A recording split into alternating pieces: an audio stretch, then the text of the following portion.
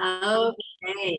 All right. So now Yeah. that we are all ready to go, I just want to welcome everybody who's here today. Welcome Melanie and Veronica, and those of you who are watching on the Facebook live stream, as well as those who are watching the replay. I just wanted to say hello and welcome. And if you would like to type in the chat box or the comments where you are calling in from, I would love to see that.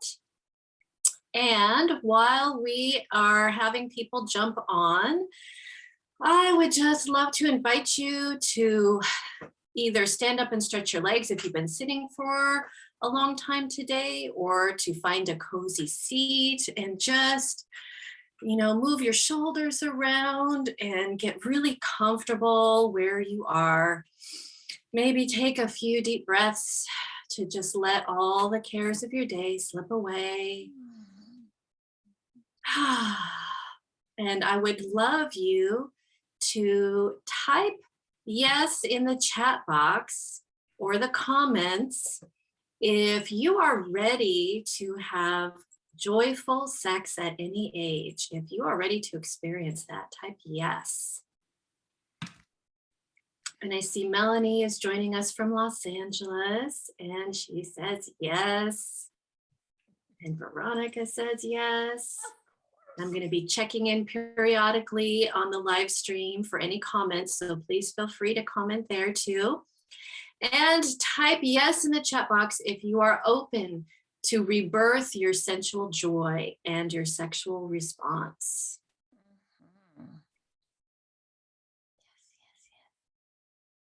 Okay, I see some yeses. All right, thank you so much for your engagement. And so now I would love to officially welcome you to Joyful Sex at Any Age, Cultivating Curiosity instead of Fear. And I just want to take a moment to acknowledge all of you here for being the kind of women who are interested in taking the reins of your sensual and feminine energy. And I know that just by being here means that you are committed to showing up for yourself and your loved ones. So for those of you who might be new to me, I just want to take a moment to introduce myself. I'm Vanessa Nixon, and as a traditional naturopath, CEO of the natural cosmetics company Natural Look Mineral Makeup, and a professional belly dance instructor, I really love helping to empower women to thrive during the spiritual initiation of their menopausal journey, using nature as their guide, so that they can really make this the most vibrant and impactful phase of their lives through natural health, natural movement, and natural beauty. And today I am thrilled to have Veronica Monet joining us. And I'm just going to take a couple of minutes to tell you a little bit about her. As an internal family systems informed relationship coach, certified sexologist, anger specialist, and trained rape and domestic violence counselor, Veronica Monet brings a rich array of expertise to her coaching practice. And as a sex positive activist, she's been featured on a variety of platforms, including CNN, Fox, Bill Maher's Politically Incorrect, Yale, Stanford, and the New York Times. Her first book, Secrets of Escorts, has been translated into 4 languages, and you can find her articles on her blog on Medium. You can also visit her website to learn more about her exquisite partnership formula, join the Erotic Empowerment Zone, and check out her YouTube channel. And I will be posting links to her website in the chat as well as the comments on Facebook. So Veronica, I'm so happy you're here with us today. Welcome. Thank you. I am so glad to be here. Just feeling so juicy and full of spring sex appeal, because spring is in the air and it's calling all of us to this moment. So I'm so glad we're taking on this topic today. Yes, yes. Yesterday, I was just telling Melanie earlier, yesterday here, we had a 65-degree day, which in the Pacific Northwest is very warm for spring. And I was feeling spring. I was feeling the energy and seeing all of the little buds on the trees and the flowers. And so, yes, this is a very juicy time of the year, of the natural cycle and of our cycles. Yeah, absolutely. Yeah. Traditionally, this was the time of year when the ancients would actually get together and celebrate their sexuality as part of the planting of the new crop. So Yes. that memory is in our DNA. I think so. I think so. Well, I would love to ask you I would just love to like dive in and ask you some questions Please about do. what you do and what you can tell us about our sexual response, especially like how women experience changes in sexual response as they age. So everybody's different, first of all. And I just want to say we're all aging basically kind of from the moment we're born. You know, we start to age, we're maturing, and then we hit a place probably around 25 where our bones and our brains have finished the job of maturation. And at that point, we actually start the aging process. So this conversation really includes anybody who happens to be an adult. Really important to know that, so that you don't just like tune out and go, oh, well, that's for old people. It's like, no, we're all aging, every single one of us.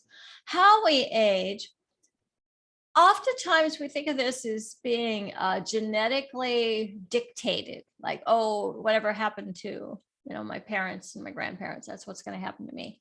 I think there's a lot more choice involved in that.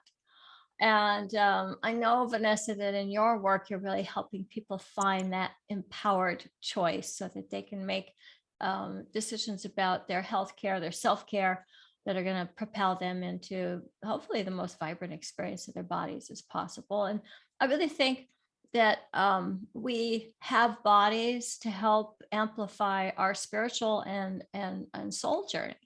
So it's something we don't want to ignore. So there are some fairly predictable changes that take place in a cisgender female body as time progresses. And then there are some things that we tend to think are typical because we have, unfortunately, here in the United States, some very bad health habits. And most of that pertains to our diet, but also a lot of it comes from a sedentary lifestyle. And also, I think our mindset, if we think we're going to age in a certain way, we predispose ourselves to do that. So I really want to share a different paradigm. I've been postmenopausal for quite some time now, and I'm having the best sex of my life. And no, I'm not just talking about some kind of tantra. Tantra is a beautiful part of my sexual journey, but I'm also talking about the kind of athletic sex that you might think of something you would do in your 20s.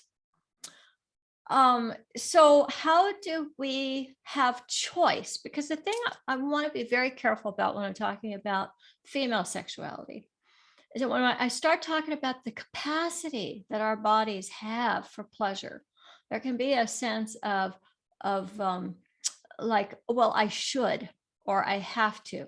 And I want to be very sensitive to the fact that a lot of women have had less than consensual sexual experiences over the course of their lives. And so consequently, there can be a feeling of, wow, I can't wait till I'm done having sex.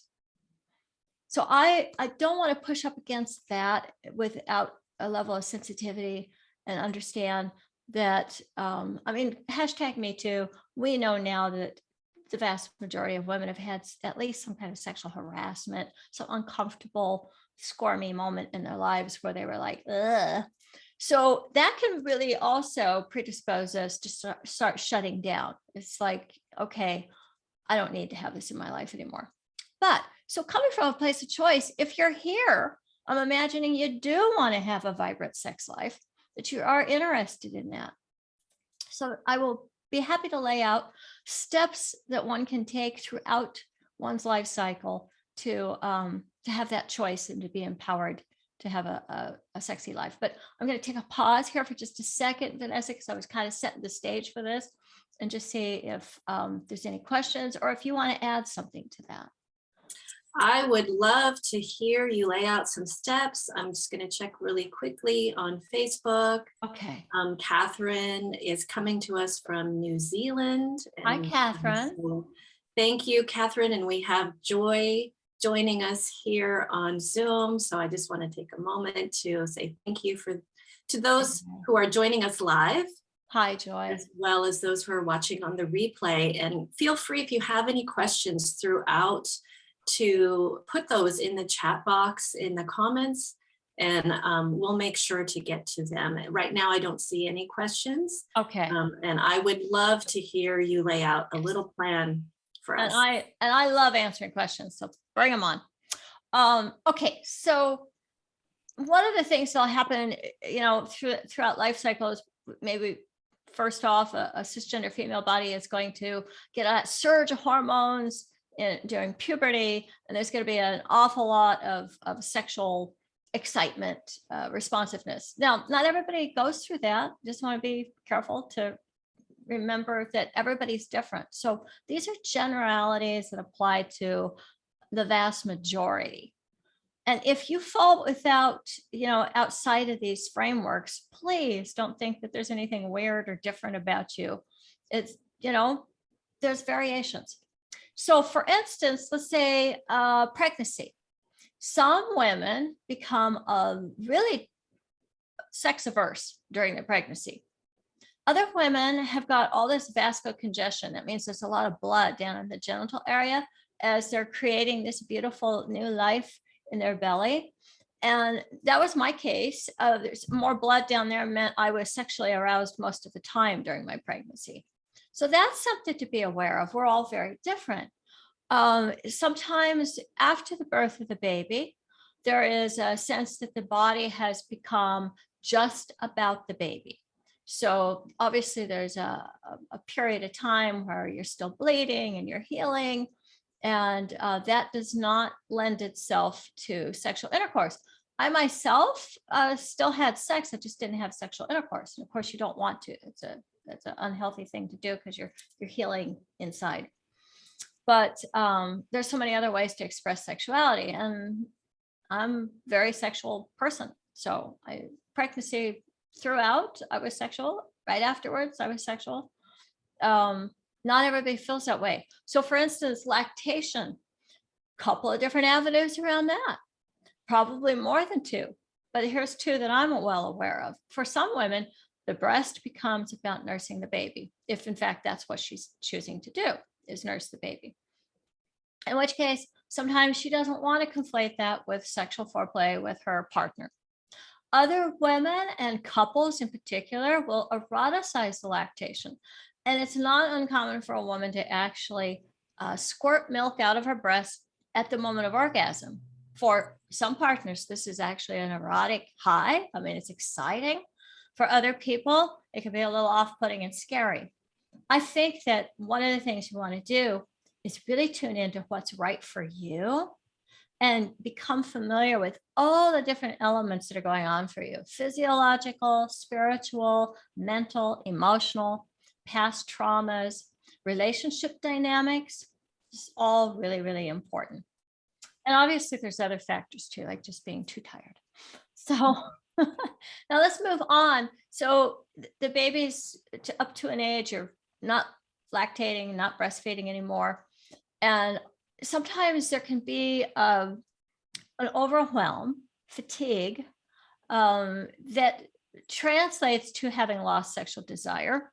Other times it looks like I've had too many kids. I don't want to risk getting pregnant again. There could be dissatisfaction in the relationship connection with a partner if it happens to be. I've especially seen this in heteronormative partnerships where a woman is with a male partner and perhaps he's not being as attentive around the childcare issues. So you got to really look at the whole thing. I believe in a holistic approach to sexuality. So I'm fast forwarding now to menopause, which is something every cisgender woman is going to go through. Now you can stall that by taking hormone replacement therapy. And some women, I can think of somebody I know who takes hormones for health reasons that have nothing to do with longevity or trying to be youthful. Just there's some other health issues that indicated estrogen replacement therapy. And in the process of that, there's still, even, well into the 70s, there's still a period. So again, so many variations. But if we're talking about the vast majority of women, they're going to stop having periods. And there's going to be a period of time there where they are maybe experiencing hot flashes and menopausal symptoms, bleeding, not bleeding.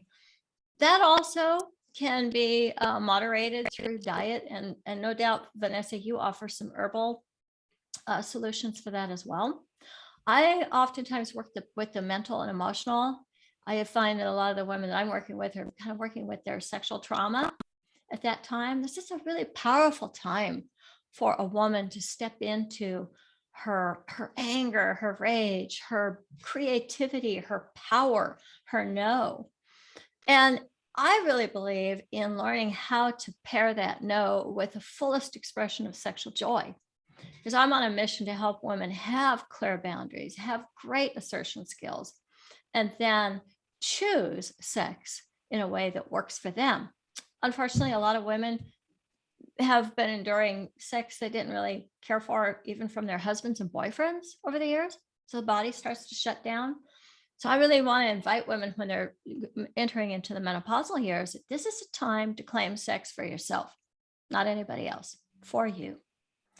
So let's say you start to experience some vaginal atrophy. That's pretty common. The cervix is starting to shrink and recede. You're not bleeding anymore. Sometimes the vaginal tissues themselves will start to also lose some of their flexibility.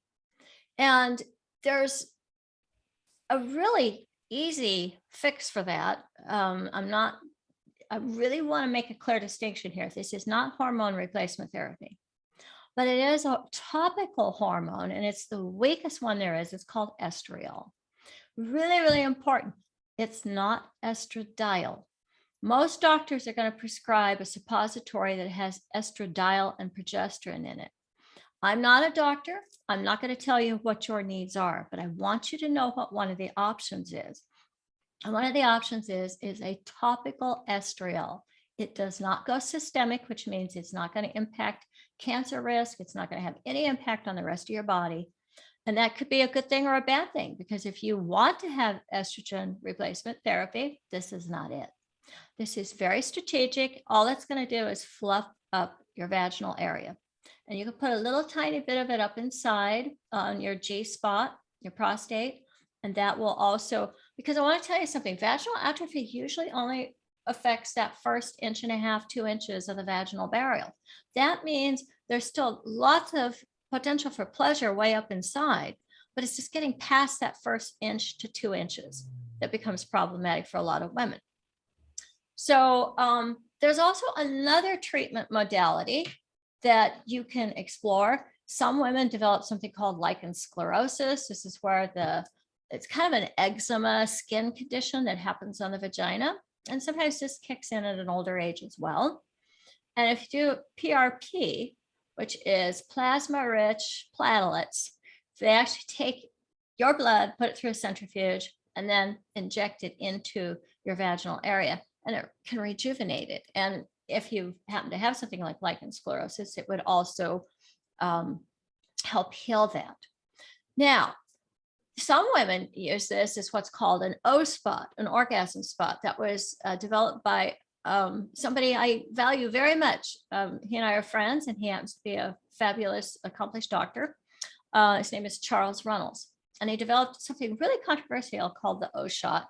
People thought it was very controversial because they didn't like the idea that it sounded like somehow or another you were modifying a woman's vagina. And really, it was just a matter of getting the stem cells from your own blood back into that part of your body to help it rejuvenate.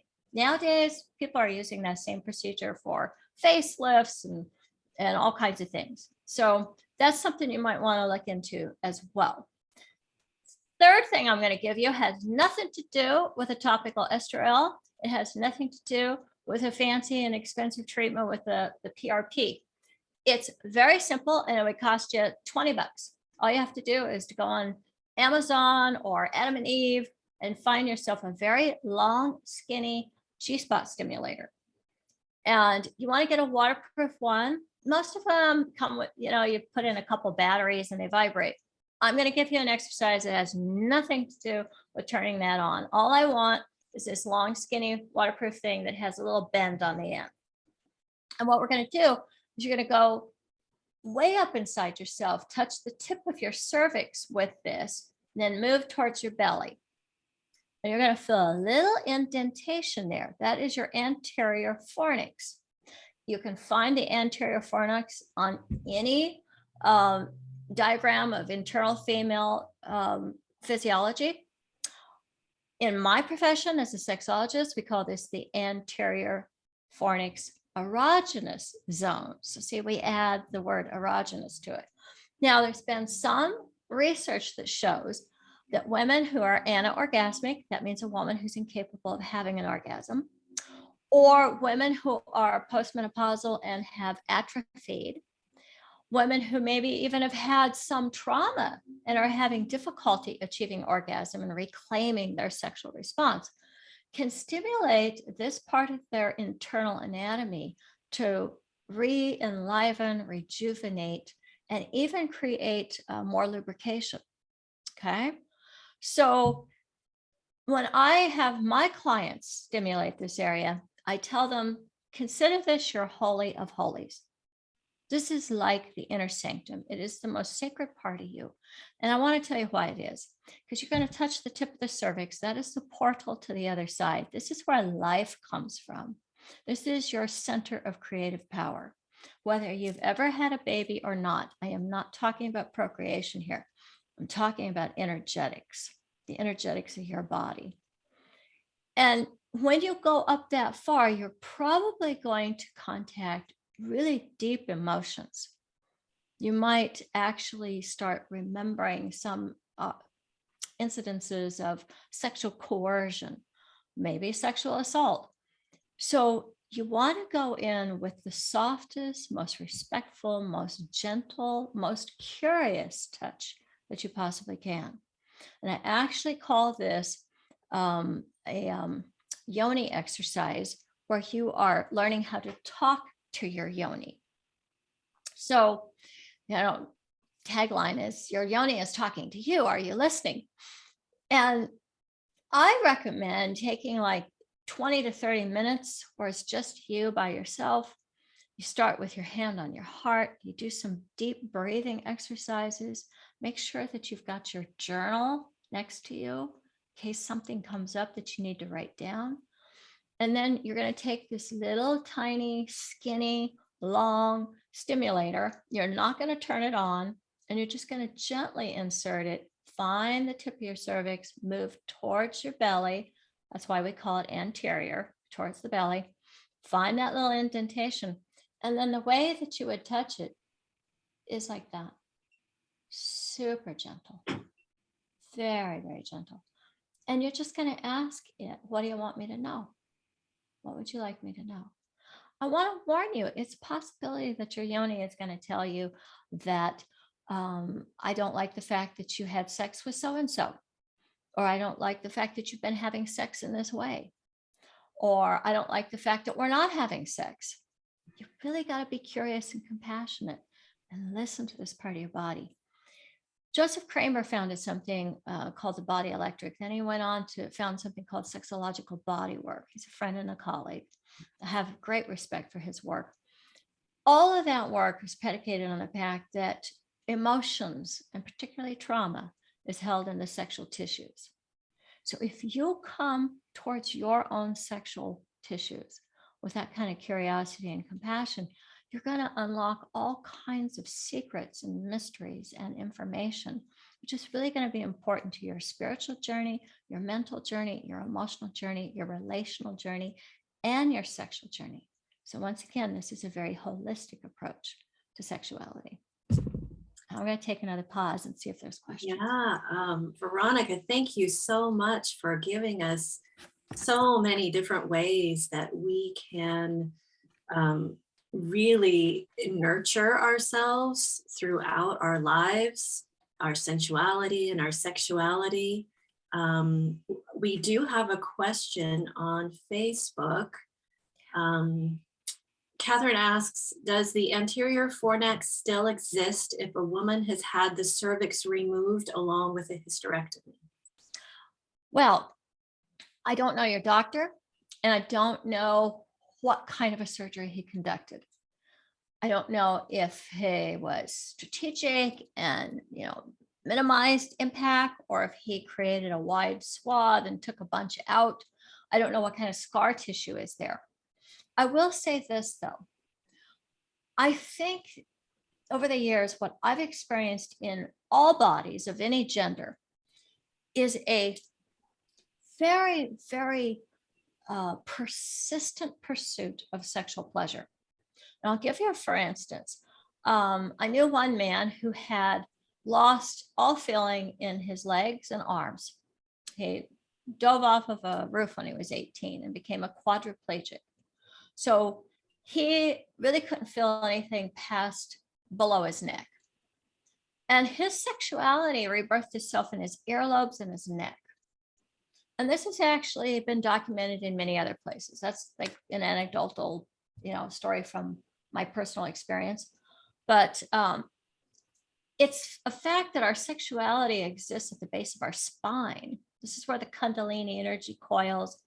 And even for scientists who don't believe in Kundalini energy or Tantra or anything like that, they can take, and I'm sorry, this is, gross, but they can take a cadaver and just shoot electricity through the base of the spine, and the dead body will experience an orgasmic response.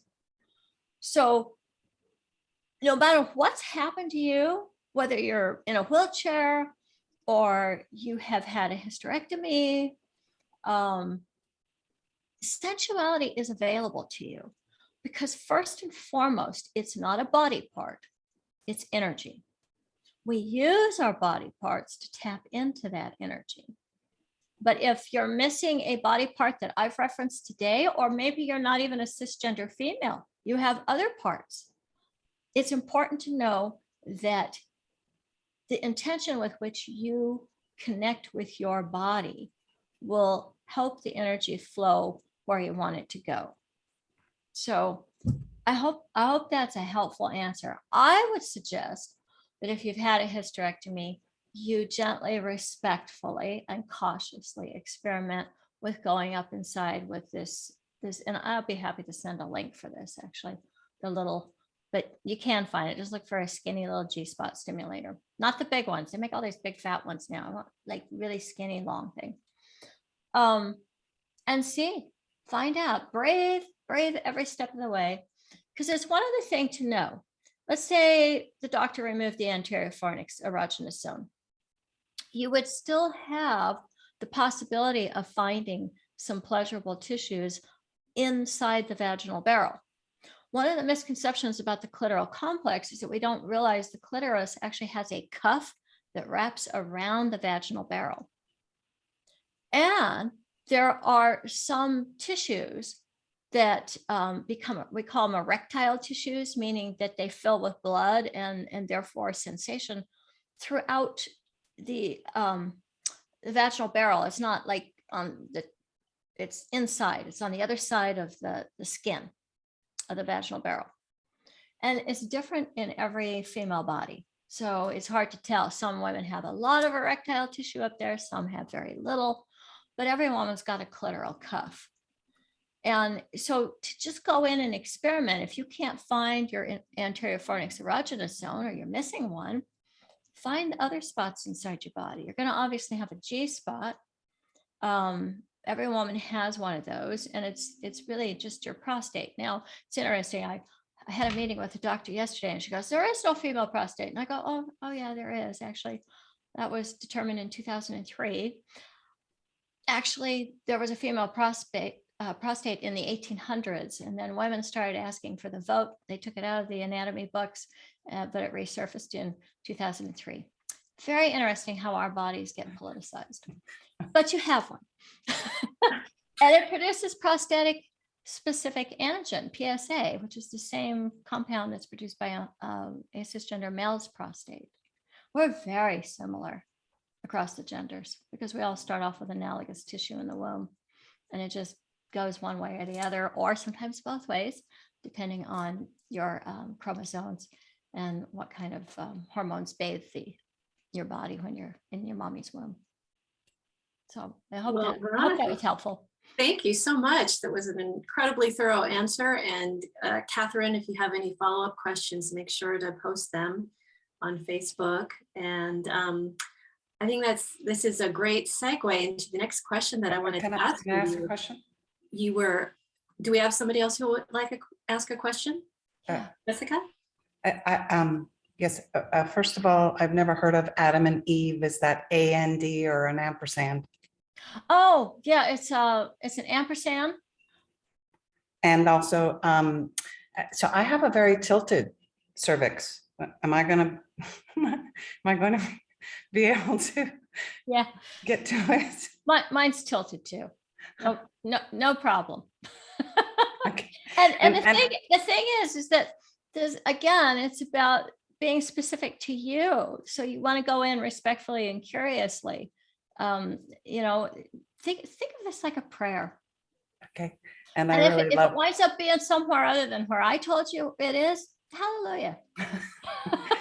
and I'd love also to the email about further explanation about this thing. And fornix, is that with an F or a PH? Because I've never heard of that.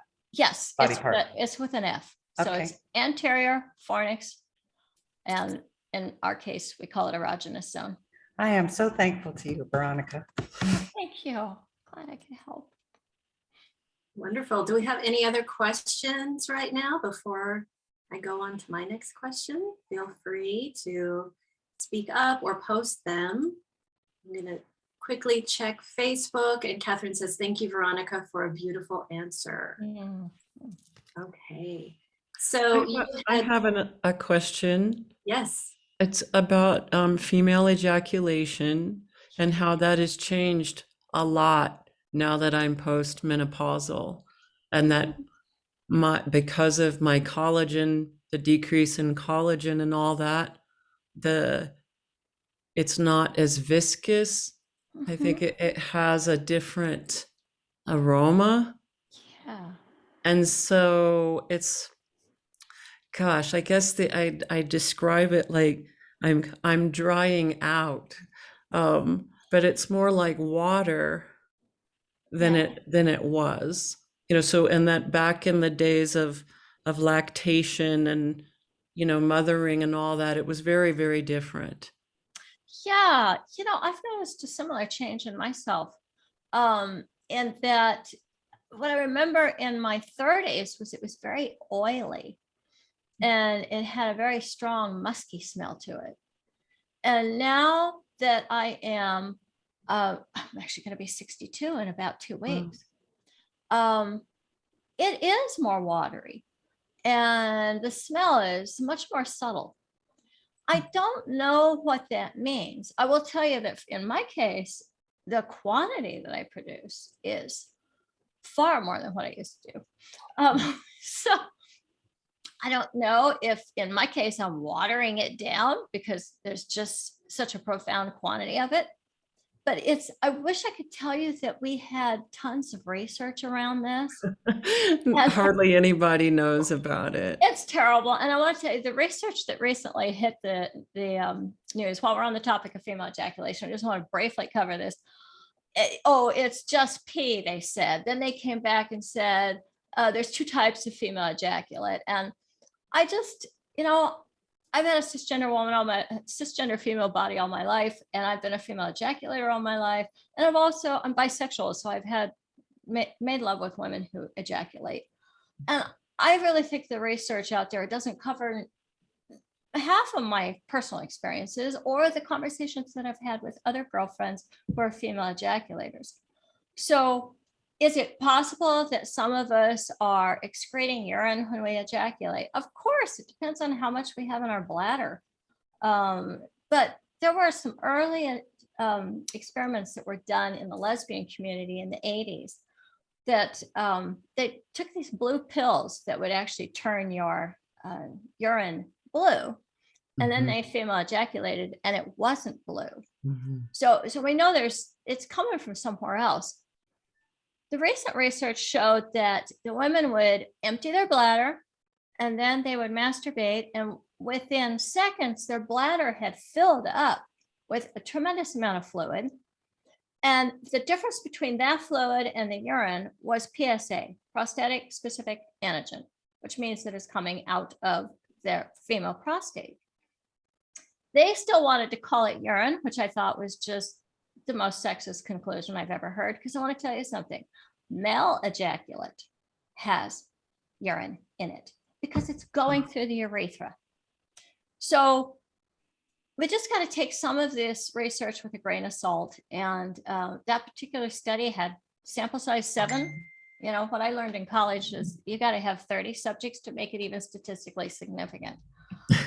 So, and there's always an agenda, it seems. There's always a group of men doing the experiment. But whatever your body's doing, it sounds like it's beautiful. Does it cause Well, you? for you or Vanessa, is there some way to increase my ojas or something to help me have this more of a tonic than it feels like something is really shifting and my thyroid has changed. Yeah. And I think that has really affected my Amrita. Well, I'm going to let Vanessa answer that in a minute. My first impulse is to tell you that, I don't know your particular case. Obviously, you kind of have to do an intake and ask so many questions. But I think the first thing that comes to my mind just intuitively is hydration. And there's 2 things that will affect the quantity of my ejaculate. If I'm dehydrated, very little comes out. Okay. And if I've been having an ejaculation every day, it starts to decrease the quantity. If I wait a week, then there's a lot. So those are some things to think about, and health is important. I know that for me, the more I eat healthy and exercise, the more I have higher levels of testosterone, which is important for cisgender women too. We have to have testosterone. So that's something to consider. I don't know how helpful that is, but I'll let Vanessa weigh in. Yeah, that's a great question. And I want to mirror what Veronica said. I would have to know your specific situation and do a full intake to get you any kind of recommendation that fits your unique constitution. But what I can say in general is that there are a couple of herbal remedies, aside from all of the nutritional things that we would think about just to keep ourselves healthy as we are going through the various stages of our lives. And so nutritionally, I would say really be aware of the plants that have a lot of phytohormones in them. Make sure you're eating a lot of these very whole forms of foods that have phytoestrogens in them. And some of those are, like flax seeds, and leafy greens have a lot of phytohormones, and beans, legumes, things like that. Okay. And then herbally, the one thing that I could recommend in general that would most likely be very helpful for anybody is the oat plant. And whether you eat it as oatmeal or whether you take it herbally as oat straw or milky oats, there's a reason that we have the saying, sowing your wild oats. That's because oats really make us very juicy and, make our fluids and especially our reproductive fluids very copious and juicy. And also oat straw and milky oats, as well as oatmeal, is really soothing to the nervous system. So when there's a lot of stress going on, which happens as our hormones are changing, it affects our cortisol levels, and it, really affects the whole nervous system. And the oat plant is very calming and nourishing to the entire nervous system, physically as well as emotionally.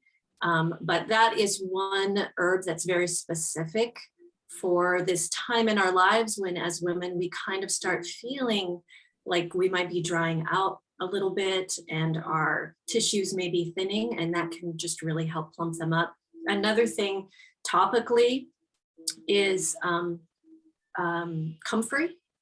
I don't know if you're familiar with comfrey, but comfrey has the ability to actually regenerate the cells of your body. And so using a comfrey oil or salve in the vaginal area can help to regenerate any of that skin that might be atrophying. Beautiful. Thank you. Was I that just helpful? learned something. I'm going to go get me some comfrey. Yeah, it's amazing. It's amazing. I'm going to check really quickly on Facebook to see if there are any other questions. It doesn't look like it.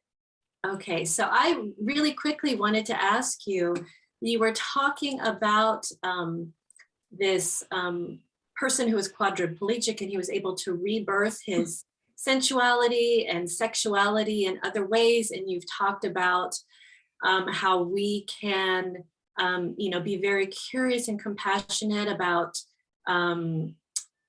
focusing on the anterior fornix erogenous zone. And I'm wondering if there are any other ways that we as women can rebirth our sexual or erotic function, our response, sensual joy. Are there any other methods? There are, and this one is kind of a continuation of the exercise about talking to your yoni. When I'm asking you to go in and find your anterior fornix erogenous zone, that's a pretty advanced exercise. And it's really best to start with what I'm about to share with you, which is a simple meditation. And you put one hand on your heart and the other hand, you cup your vulva. You just like this, cup it like that. And then breathe. And that would actually be a meditation that you would do for like 10, 20 minutes, but let's say 10, because it's actually pretty confronting. And that time you're going to be just nice breathing, slow breathing. You don't have to use a particular breath technique, because I'm actually kind of wanting you to just ground yourself into your vulva. And the mantra is basically, what would you like me to know? And you're probably going to get certain emotions, memories, sensations. I've had clients of all genders do this exercise. Some of them have remembered being molested as children.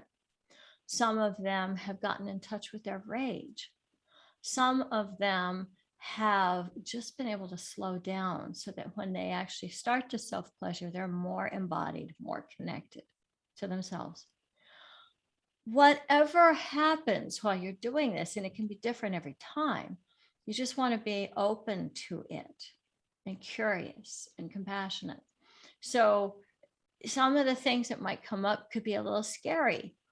You probably would want to have a relationship with a trauma-informed coach or therapist that you can take that to.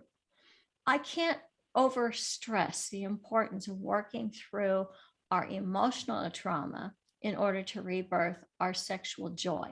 It's absolutely a prerequisite for everybody, but especially for cisgender women. And I think for anybody who's female identified, because as soon as you cross over into being female identified, you're going to get hit with a certain level of misogyny and harassment, or even just being ignored. And all those things really accumulate in our tissues, they accumulate in our body, and they tamp down our joy. A lot of women have a hard time being angry. I remember one time helping a woman reclaim her ejaculation. I used to teach these live sex classes. Couples would come in. I'd have like 3 couples at a time, and I would be coaching them while they had sex with each other. And I could tell that her partner was dismissive. He wasn't listening to her. And so I told him that I wanted him to perform cunnilingus on her, but I wanted him to stop looking at her and stop talking to her. And then I encouraged her to scream a very loud and powerful no. And she did. And at the moment that she screamed that no, she ejaculated all over the place. And she hadn't been able to access that for 6 months. So again, we're all different, but I think that for women, really reclaiming and rebirthing our sexuality, and particularly if you're going through menopause, it's important to be able to find constructive, healthy ways to contact your anger. And that's one of the reasons that I'm an anger coach as well. I don't think people can get to peak sexual experiences without having a healthy relationship with their anger. And there's a whole lot of things involved in healthy anger management that do not involve doing things that are harmful to you or anybody else. But that's probably the biggest secret I can give you to good sex. Get in touch with your rage in a healthy way. That's so important. And we don't often hear that. We're not often given permission, and we don't give ourselves permission to express our rage in healthy ways. So thank you so much for just giving us that safe space where we can do that.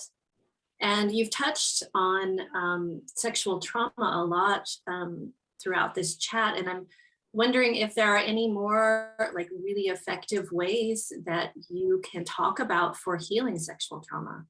Absolutely. So one of the things that you want to do is kind of map your triggers. And again, this takes curiosity, right? We got to go towards ourselves with curiosity and figure out where are our triggers. Now, I'm an incest and rape survivor. So I came into my sexual journey with a tremendous amount of trauma.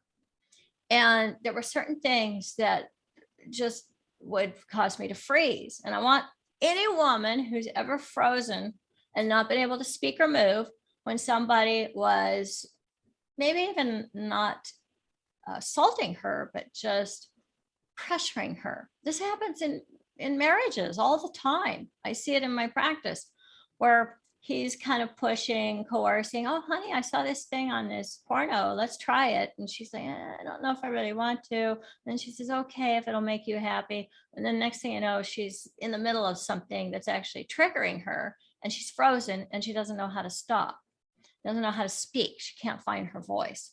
So it's really crucial to create this safe container where you will always be able to speak your truth right during the middle of sex. So that means like if you were having penis vagina sex, you have to let go of the whole idea that somehow or another you have to complete that act. No, you get to stop at any time you want. You've got to give yourself these bright lines where you're the one who's the most important person to you. And so your boundaries and your being able to find your voice is important. There is a response that happens when we are traumatized, when we're frightened. And, I say traumatized, and a lot of people think, oh, well, I've never been traumatized. So let's just say scared. If you've ever been scared or afraid of hurting your partner's feelings, it can be this way in which you shut down and disconnect with what's true for you. And if it's not always a decision that you're making, sometimes your body is making that decision. About 97% of all sexual assault survivors have experienced something called tonic immobility. And what that is it's a freeze response that the brain produces in a moment of sexual trauma. And it's maybe specific to the female cisgender body. Not real sure about that. The research has been going in that direction. There's theories about how somehow or another that helped the smaller, less powerful female body survive an act of sexual aggression. I don't know what I think about all those theories. All I know is that most of the rape survivors I've worked with, and myself included, have experienced a moment during a sexual assault where they couldn't speak or move. And that's so unfair when you start battering yourself with, why didn't I do something? Because you couldn't. That's why.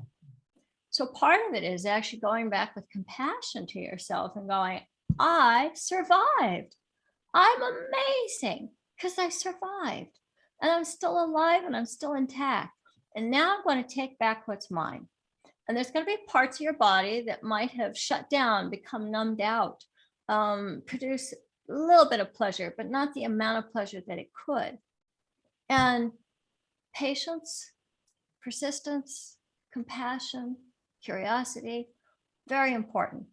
At the beginning of my journey, I had to map out my triggers, and I would tell my partner, I don't want you to say this. I don't want you to do that. I had a list of them. Believe it or not, one of the things that creeped me out was if he touched my feet with his feet while we were in bed. That may sound utterly ridiculous to you, but it was my trigger and I was entitled to it. So I claimed it and I worked with it. And now I'm happy to say that sort of thing doesn't trigger me. But you can't decide you're not going to get triggered. You got to acknowledge that it's triggering and love yourself through it. And if it takes a lifetime and you're just always going to find that triggering, it's really okay. I still have triggers to this day that are a no-go. One of them is that I do not want to be having my breast touched while I'm in a conversation with my partner. Can't do it. And it's okay. I love myself anyway. And my breasts are incredibly sensitive and responsive as long as we're not talking. So I guess what I'm trying to communicate is a sense of respect for your own unique triggers. And you don't have to have been sexually assaulted to have triggers. Could have just been somebody like a really stupid boss who said and did creepy things. You just got to know where they are, and then actually be able to communicate that with your partner, which is another whole class. I teach lots of communication. That's part of what the exclusive partnership formula is, how to say no to certain things during sex without disrupting the connection, actually creating more connection with your no. I think that's important because for most women, we really value connection and we will tolerate a lot of stuff to keep that connection.